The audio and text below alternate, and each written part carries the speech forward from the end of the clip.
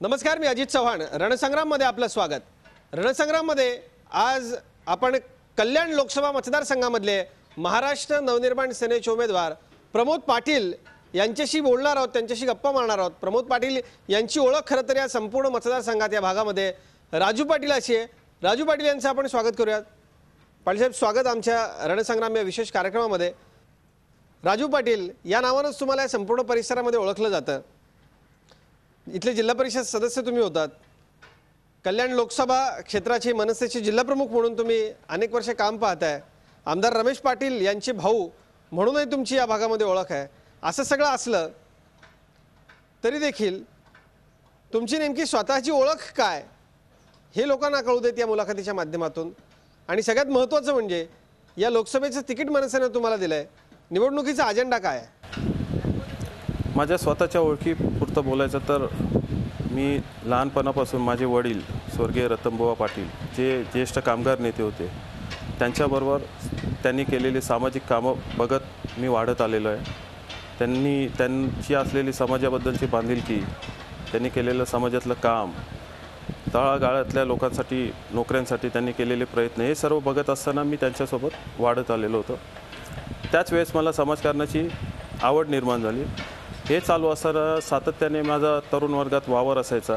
त्यांना वेळोवेळी मी मदत केली.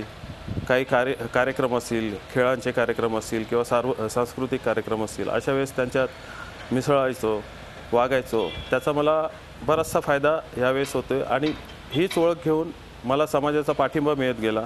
माझे भाऊ रमेश पाटील हे आमदार म्हणून निवडून आल्यावर जी पोटनिवडणूक लागली, त्या निवडणुकीत मला आदरणीय राजसाहेबांनी जिल्हा परिषदेसाठी मनसेतर्फे तिकीट दिलं. तो तिकीट दिला असताना जेव्हा मी फॉर्म भरला मनसेतर्फे, त्याच वेळेस समाजातील आग्रही समाजातील सेना, राष्ट्रवादी आणि काँग्रेसतर्फे सुद्धा काही लोकांनी फॉर्म भरलेले होते. परंतु मी असल्या कारणाने आणि माझा त्या म्हणजे जवळीक असल्यामुळे किंवा माझ्या समाजात असलेला माझा वावर, यामुळे त्यांनी माझ्यावर विश्वास दाखवून एकमुखाने त्यांनी मला पाठिंबा देत मला बिनविरोध निवडून दिला होता. या लोकसभा निवडणुकीमध्ये राजू पाटील तुमचा अजेंडा काय असणार आहे? संपूर्ण परिवर्तन हा आमचा अजेंडा असेल. नेपोलियनचे एक वाक्य आहे, द वर्ल्ड सफर lots not because of violence of bad people but because of the silence of good people. म्हणून आम्हाला संपूर्ण परिवर्तन आणायचे. लोकांना एक संधी मिळालेली आहे. 25 वर्षानंतर जवळजवळ इथे स्थानिक उमेदवार दिला गेला आहे. ते त्यांच्या थ्रू आम्ही त्यांच्यापर्यंत पोहोचून हा परिवर्तनाचा संदेश देऊन आमचा हा मुख्य अजेंडा असणार आहे. तरुणांचा नेता अशा दृष्टीने तुमच्याकडे इथं पाहिलं जातं, पण हे सगळे तरुण तुमच्या पाठीमागे आहेत. यांना नक्की अपेक्षा असणार आहे की तुम्ही यांच्या रोजगाराचा प्रश्न मार्गी लावाल. या तुमच्या संपूर्ण मतदारसंघामध्ये फक्त स्थानिक म्हणजे इथले भूमिपुत्रच नाही, तर महाराष्ट्राचे भूमिपुत्र जे इतर जिल्ह्यातून इतर गावातून येऊन स्थलांतरित इथं झालेत, त्या स्थलांतरितांच्या रोजगाराचा प्रश्न मोठा आहे. त्या स्थलांतरितांमुळं इथलं नागरिकीकरण प्रचंड मोठ्या वेगानं वाढलं आहे, पण इन्फ्रास्ट्रक्चर तुलनेनं अजिबात नाही आहे. या सगळ्याकडे कशा दृष्टीनं पाहता? आमच्या पक्षाचं धोरणच आहे की महाराष्ट्रात, मग तो कुठूनही आला असेल, जो महाराष्ट्रात राहतो, जो मराठी मातीशी एकरूप आहे, तो मराठी आणि तो स्थानिक.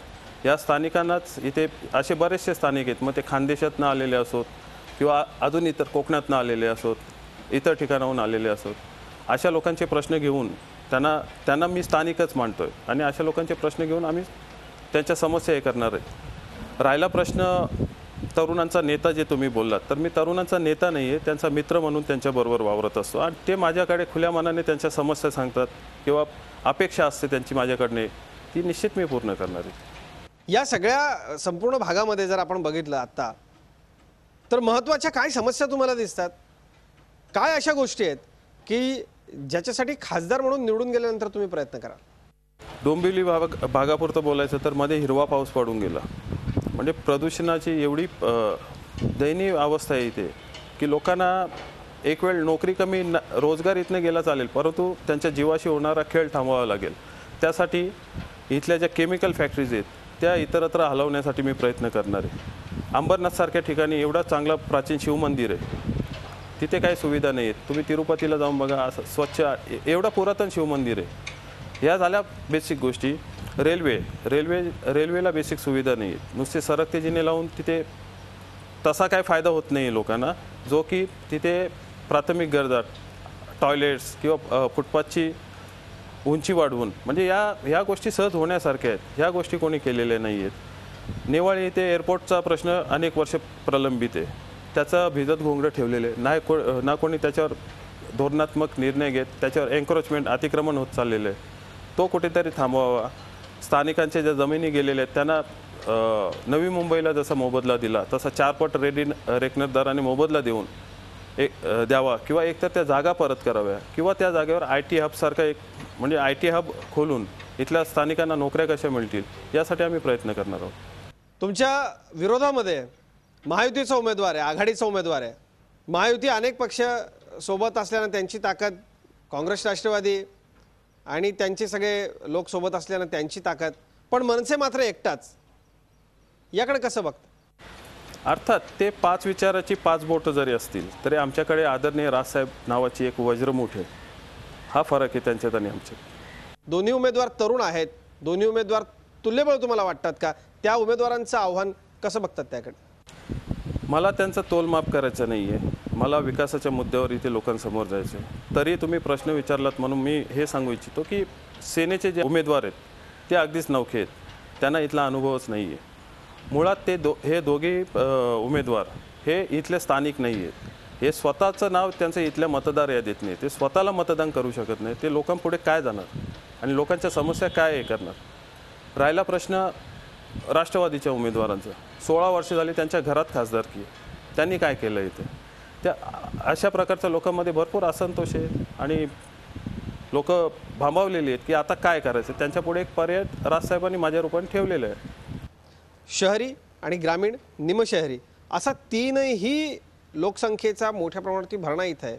मुख्य काय समस्या वाटतात तुम्हाला? शहरापुरतं बोलायचं तर अंबरनाथपासून कळव्यापर्यंत वर्षानुवर्ष युतीची सत्ता आहे. त्या शहरांचा पुरा बट्ट्याबोळ करून ठेवलेला आहे. अक्षरशः शहरं ओरबडलेली आहेत. तिथे काय म्हणजे स्थानिक स्वराज्य संस्थांच्या माध्यमातून काही कामं झालेली नाही. सरकारचं तर आनंद आहे. भूमिपुत्र स्वतःची जागा असून सुद्धा त्यांना चोरासारख्या वागणुकी देऊन त्यांनी बांधलेली घरं अनधिकृत ठरवत आहेत. हे कुठेतरी थांबायला हवं आहे. या सगळ्या मुद्द्यांकडे जर पाहताना एकत्रितपणे या सगळ्याचा कसा सामना कराल? याच्यासाठी काय अजेंडा तुमच्याकडे आहे का? याच्यासाठी काही प्रोग्राम तुमच्याकडे आहे का? अनधिकृत घरांबाबत बोलाल तर इथे लवकरात लवकर MMRDचा जो आराखडा आहे तो कसा प्रकाशित होईल, लोकांसमोर येईल ते आम्ही बघणार आहोत. राहिला प्रश्न CRZचा इथे महत्त्वाचा प्रश्न आहे, ज्याच्यामुळे दिव्यासारख्या भागात CRZमुळे प्रभावित होऊन स्थानिकांच्या जमिनी असून तिथे आपण काही करू शकत नाही. त्यांनी केलेली कामं अनधिकृत ठरवली जात आहेत. कल्याण ते ठाणा असा जो रेल्वे समांतर रस्ता करायचा आहे त्यासाठी CRZच्या अडचणी येत आहेत. त्या CRZ शिथिल करून जर होत असतील जसं का नवी मुंबईला केलेलं आहे तर या गोष्टी एका कारणामुळे सहज शक्य होऊ शकतात.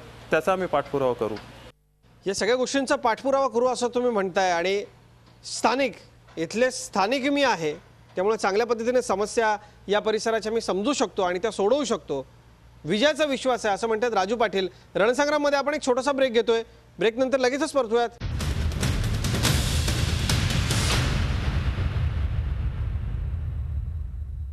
रणसंग्राममध्ये पुन्हा एकदा स्वागत. कल्याण लोकसभेचे उमेदवार राजू पाटील आपल्याबरोबर आहेत. आपण त्यांच्याशी बोलतोय रणसंग्राममध्ये.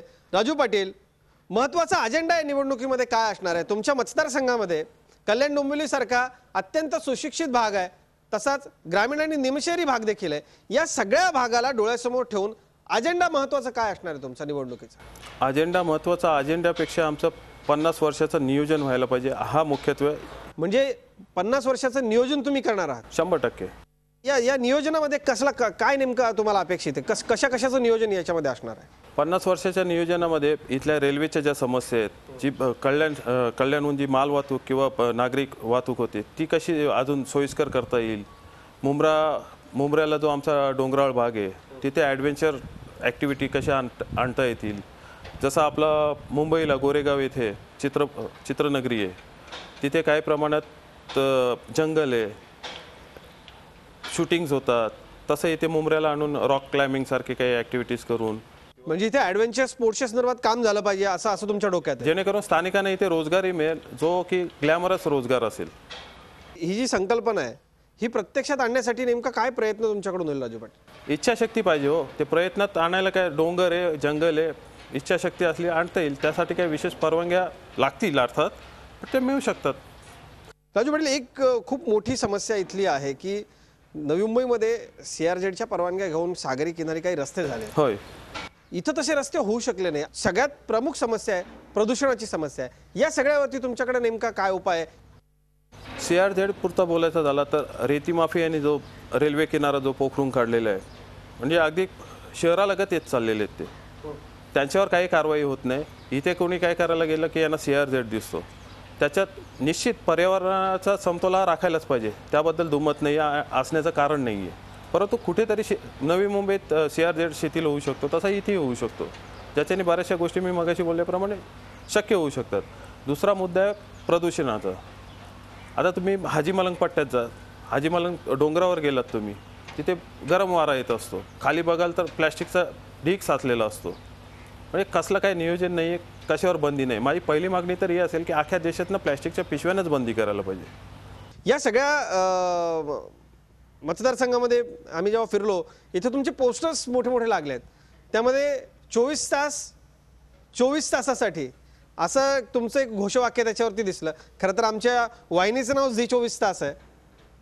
या अशी घोषणा देण्यामागं काय संकल्पना आहे आपली? खरं तर आपल्या वाहिनीपुरतं बोलायचं झालं तर आपल्या रणसंग्राममध्ये आमचं सुद्धा रेल्वे इंजिन पळतच असतो की हा झाला विनोदाचा भाग. परंतु ठीक आहे, खासदार म्हणून एक वेगळ्या जबाबदाऱ्या असतात, खासदारांचे प्रश्न वेगळे असतात, त्यांच्या समस्या वेगळ्या असतात. त्या सोडून देखील लोकांच्या नागरी समस्या असतातच आणि त्यांची खासदाराकडनं अपेक्षा असते.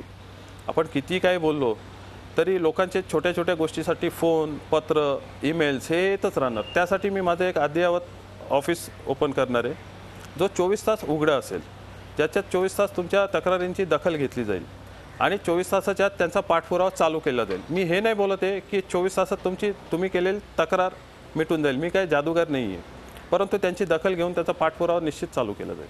म्हणजे 24 तास लोकांच्यासाठी तुम्ही उपलब्ध असणार असं आश्वासन 100%. देताय राजू? 100%. कल्याण लोकसभेचे उमेदवार राजू पाटील आपल्याबरोबर आहेत. आपण त्यांच्याशी बोलतोय. रणसंग्राममध्ये एक छोट्याशा ब्रेकसाठी थांबतोय.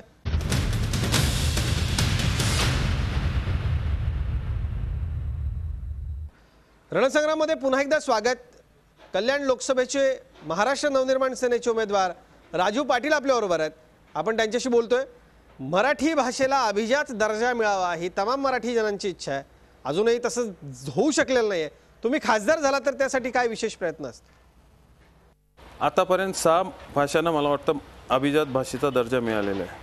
मी तुम्हाला तुमच्या माध्यमातून लोकांना हेच सांगू इच्छितो की 7वी भाषा ही मराठीच असेल, जिला अभिजात भाषेचा दर्जा मिळालेला असेल आणि तिचा आम्ही पाठपुरावा जोराने नेमाने रेटून धरणार आहोत नक्कीच. आणि हा आमच्या पक्षाचा अजेंडाच आहे. आमच्या पक्षाच्या अजेंड्यामध्ये टोलचा प्रश्न असो, मराठी भाषेचा असो, हे प्रायोरिटीवर आहेत. म्हणजे तुम्ही खासदार झाल्यानंतर या टोलच्या मुद्द्यावरती या सगळ्या लोकांना पुन्हा एकदा तुम्ही धारेवर धराल असं आश्वासन लोकांना तुम्ही देता? 100%. ही निवडणूक लढवत असताना आता तरुण, महिला, या भागामधल्या युवती, इथल्या भागामध्ये मोठ्या प्रमाणावरती शेतकरी आहेत, त्यांच्यासाठी काय कराल? काय अजेंडा तुमच्याकडे? तरुणांपुरतं बोलायचं झालं तर इथे सर्वप्रथम IT हब कसं येईल त्यासाठी आम्ही प्रयत्न करणार आहोत. महिलांसाठी रोजगार निर्मिती हाही विषय, जसं तरुणांना तसं महिलांनाही वेगवेगळ्या सेक्टरमध्ये, मग ते कॉल सेंटर्स असो जिथे महिलांची आवश्यकता असते, अनेक ठिकाणी त्यांना जॉबची गरज असते, ते कसे क्रिएट होतील याकडे आमचं लक्ष असेल. महिलांना त्यांचे स्वतःचे प्रश्न मांडण्यासाठी काही बचत गट असतात, त्यांना त्यांच्या मीटिंग्स वगैरे घेण्यासाठी माझ्या लोकसभा मतदारसंघात येणाऱ्या 6 विधानसभापैकी कमीत कमी 3 विधानसभामध्ये महिला भवन कसं होईल यासाठी मी प्रायोरिटीवर लक्ष देणार आहे. राजू पाटील, स्थानिक तुम्ही आहात, हा मुद्दा जरी तुमच्या बाजूने असला तरी या मतदारसंघामध्ये स्थलांतरित जे मराठी लोक आहेत त्यांचा टक्काही मोठा आहे. त्यांचा पाठिंबा तुम्हाला कसा मिळतोय आणि एकूणच आता लोकसभेच्या प्रचारासाठी तुम्ही फिरत असताना कसा प्रतिसाद लोकांचा मिळतो? स्थलांतरित तुम्ही जे बोलत असाल ते स्थलांतरित मग ते कोकणातले असो, विदर्भातले असो, कशाला उल्हासनगरमधले असो, जे इथे राहतात ते स्थलांतरित नव्हे, ते स्थानिकच झाले.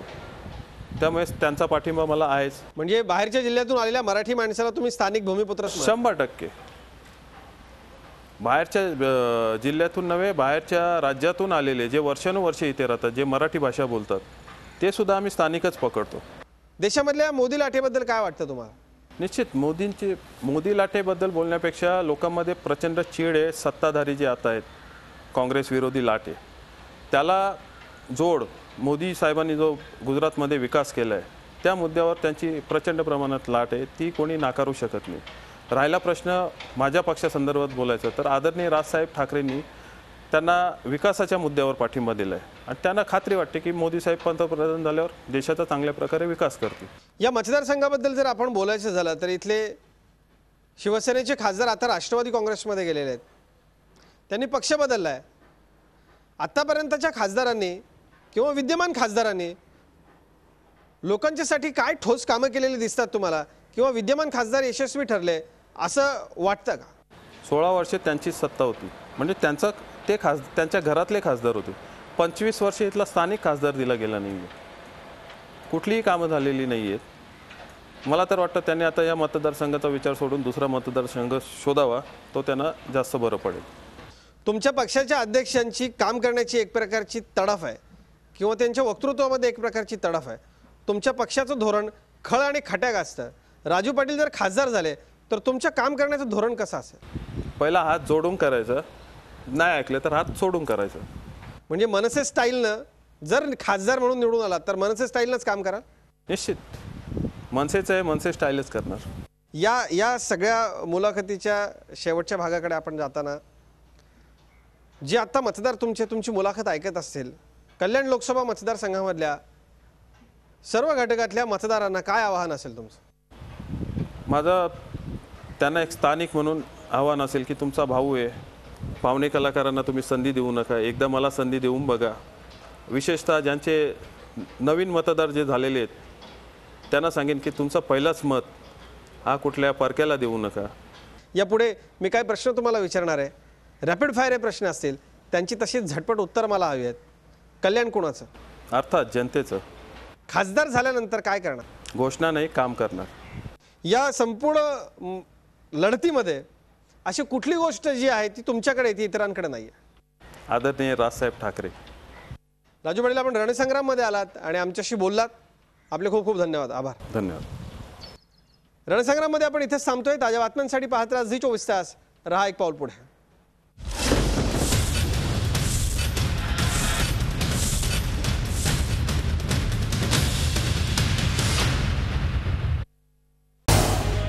झी 24 तास रहा एक पाऊल पुढे.